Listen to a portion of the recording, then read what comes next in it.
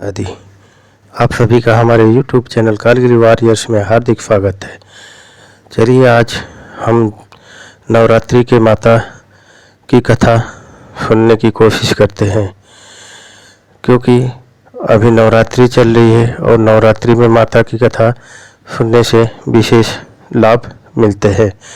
तो आइए जानते हैं कि चैत्र नवरात्रि व्रत की कथा क्या है। जो भी व्रत रखते हैं इनको हमेशा सुननी चाहिए, सुबह शाम ज़रूर सुनना चाहिए। इसका बहुत लाभ मिलता है। नवरात्रि का शाब्दिक अर्थ क्या है? नवरात्रों की गिनती अमावस्या के अगले दिन से की जाती है। चंद्र वक्र के इन पहले 9 दिनों को स्त्री प्रधान माना जाता है। यह देवी के लिए एक विशेष समय है जो ईश्वर की स्त्री प्रकृति का प्रतिनिधित्व करती है।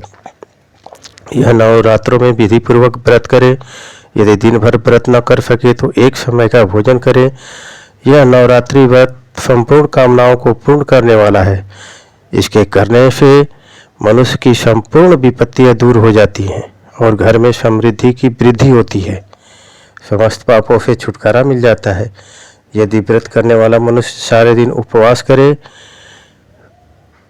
तो एक समय भोजन करे, साथ ही नवरात्रि व्रत की कथा का श्रवण करे। तो इस कहानी में हम आपको नवरात्रि व्रत कथा सुनाते हैं। प्राचीन काल में एक ब्राह्मण रहता था। वह ब्राह्मण माँ जगदम्बा का परम भक्त था।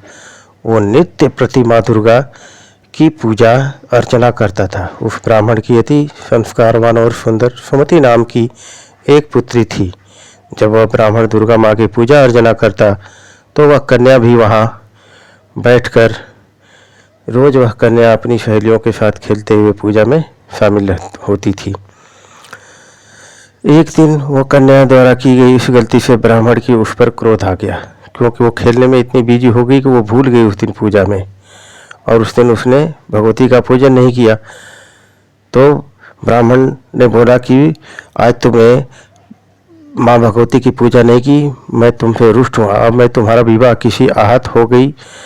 और पिता द्वारा कहे गए इन शब्दों से सुमति आहत हो गई और अपने पिता से बोली, मैं आपकी कन्या हूँ, हर तरह से मैं आपके अधीन हूँ। जिससे आपकी इच्छा है वो मेरा विवाह उसी से कर देना, परंतु मुझे वही मिलेगा जो मेरे भाग्य में लिखा होगा। यह मुझे पूर्ण विश्वास है। जैसे अग्नि में घी डालने से अग्नि अत्यधिक प्रज्वलित होती है, ऐसे ही बेटी द्वारा कहे गए शब्दों से वो ब्राह्मण और ज़्यादा क्रोधित हो जाता है और क्रोध की अग्नि में जलते उसने अपनी कन्या का विवाह एक कुष्ठ रोगी से कर दिया और अपनी पुत्री से बोला, हे पुत्री, अब तुम अपना कर्म फल भोगो, देखते हैं भाग्य के भरोसे तुम क्या कर सकती हो। वो कन्या एक ऐसे पति पाकर दुखी थी, लेकिन उसने सोचा कि भाग्य की लिखी को कोई मिटा नहीं सकता। ऐसा सोचकर वो अपने पति के साथ वन में चली गई। वो रात्रि उन दोनों ने बड़े ही कष्ट में व्यतीत की। सुमति की ऐसी दफा देखकर देवी भगवती वहाँ प्रकट हुई और बोली, पुत्री, मैं तुम पर प्रसन्न हूँ, तुम जो चाहो मुझसे मांग लो।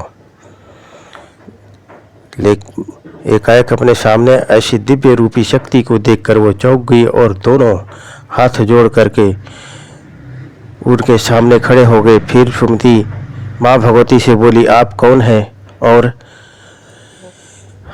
मैंने ऐसा कौन सा पुण्य किया है कि जिस वजह से मुझे आपकी यह कृपा प्राप्त हो रही है।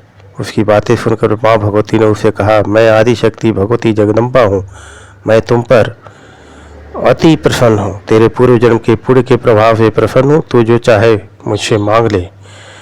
ऐसा सुनकर कन्या ने हाथ जोड़कर माता से पूछा, माँ, मैं पूर्व जन्म में कौन थी और मैंने ऐसा कौन सा पाप किया पुण्य किया कि जिसकी वजह से आपकी कृपा मुझे प्राप्त हुई है। तब माता रानी बोली, सुनो, तुम पूर्व जन्म में एक भील की स्त्री थी। एक दिन परिस्थितियों के वशीभूत होकर तुम्हारे पति ने चोरी की। चोरी करने के पश्चात राजा के सैनिक उसके साथ साथ तुम्हें भी ले गए और ले जाकर कारागृह में डाल दिया। वहाँ तुम दोनों 9 दिनों तक रहे और उस दौरान तुम दोनों ने माँ न भोजन किया न जल ग्रहण किया। वो समय मेरे नवरात्रों का था, इसलिए तुम पूरे 9 दिनों तक मेरी आराधना करती रही, मेरा व्रत हो गया। उस समय तुमसे जो व्रत हुआ उसके प्रभाव से प्रसन्न होकर मैं आज तुम्हें मनवांछित फल प्राप्त करने का आशीर्वाद देती हूँ। तुम्हारी जो इच्छा हो वो मांग लो। फिर सुमति बोली, माँ अगर आप मुझे पर प्रसन्न हो तो आप मेरे पति को कोढ़ मुक्त कर दें। ऐसा सुनकर माता बोली, उन दिनों जो तुमने व्रत किया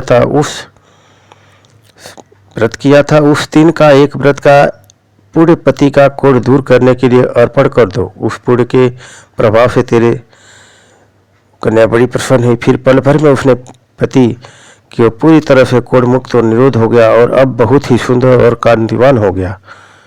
अपने पति की ऐसी काया देखकर वह कन्या देवी की स्तुति करने लगी और बोली, आप दूसरों की दुर्गति को दूर करने वाले, तीनों लोकों के संकटों को दूर करने वाली, तीनों लोकों के संकटों को हरने वाली और समस्त दुखों को दूर करने वाली, रोगी मनुष्यों को निरोग करने वाली, समस्त दुखों को हरने वाली, प्रसन्न होकर मनवांछित फल देने वाली जगत माता हो।